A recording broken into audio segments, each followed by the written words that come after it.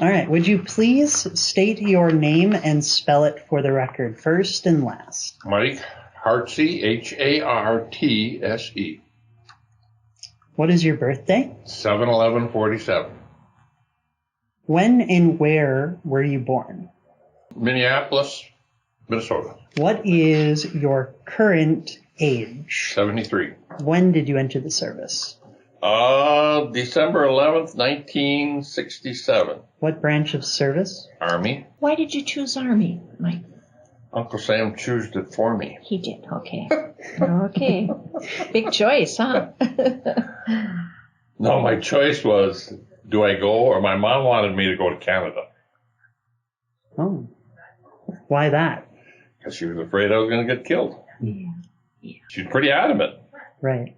And Dad, being in the Navy in World War II, said no. He said no. I had to go be in service. So he was very adamant about military service in the family. Country. What rank are you? I left the service as a Specialist 4. E4, Specialist 4. And that means? Start out as an E1, E2, E3, E4, and it takes at least 2 years to get the E5, which is a sergeant, depending on what you do. And, there was, I didn't care because I knew I wasn't in for the long haul. I just wanted to get out. What wars or war were you involved in? Vietnam conflict. Where did you serve during the war?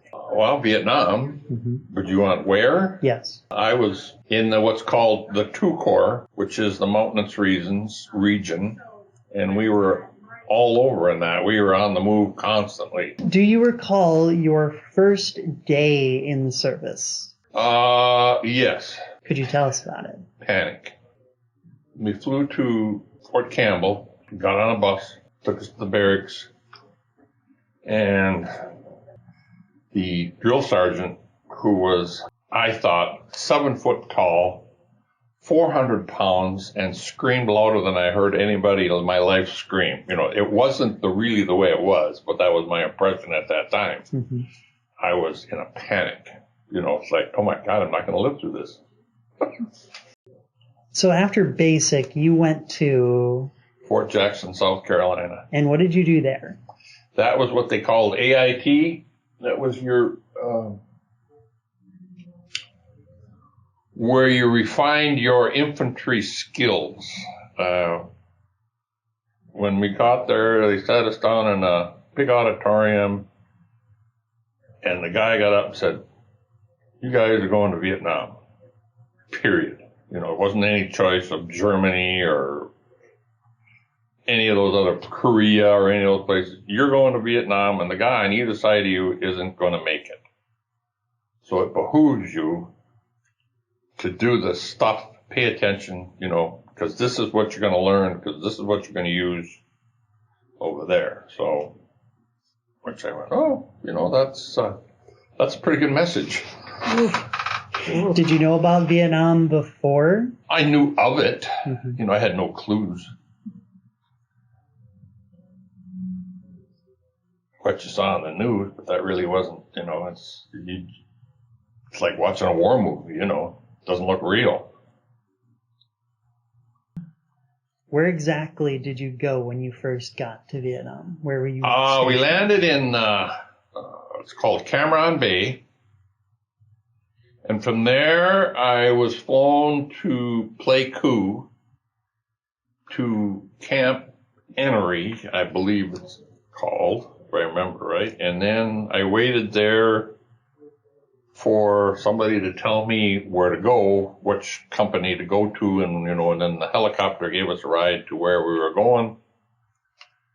And that was the beginning of my year. And do you remember your feeling when you first got there? Scared. Crazy scared. Didn't know, it's like I forgot everything I knew. Just numb.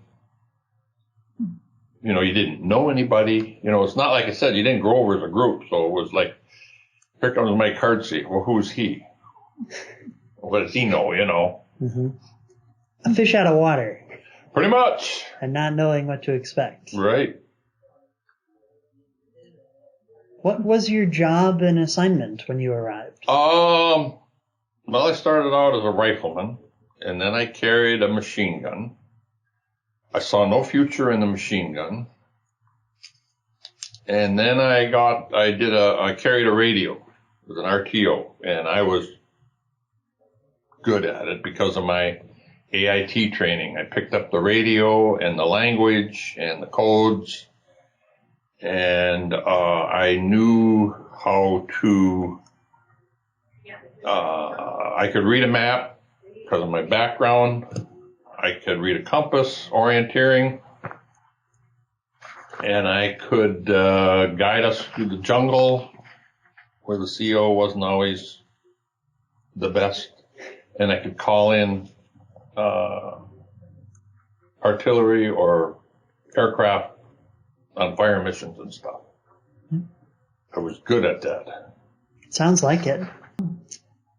When you were a rifleman and a machine gunner, what weapons were these that you were using? My rifleman was an M16 or what they called a Car 15, which is a sporterized version, not sporterized, but a shorter version of the M16. It had a retractable buttstock. The barrel was shorter, was a little bit lighter, and then the M16 was what they called the Pig. It was a M60 machine gun. Everybody in the company carried 300 rounds of machine gun ammunition. Everybody, even the CO, lieutenants, everybody, medics, everybody carried machine gun ammunition. Because when you got into a spot, you didn't want to run out. Right. Yeah. And you said you were a good marksman. Why did you pick up a radio and not, Well, because I still had to shoot. Mm-hmm. But I liked that part of it because I was close to what they call command and control. And like I said, I was good at map reading. I was good at orienteering. That was my challenge, and I liked that part of it, Being a rifleman is the lowest, nastiest, ugliest job in the world in the combat situation. Mm-hmm. There's no joy.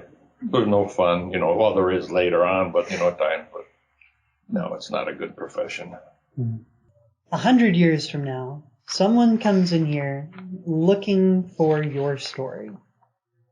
What would you want to tell them about your life, your military service, Vietnam? What would you want them to know? Well, that's a big question. Mm-hmm. And you can take as much time as you need to think about it. But what would you like that researcher? Well, as far as my life, I worked hard. I loved my work. I took pride in my work, extreme pride. And I always hated it when somebody would push, hurry up. My military life, I have pride in what I did. Now. And as a family life, I would say I raised a pretty good family. There was a few bumps, and my biggest regret is that I lost my wife.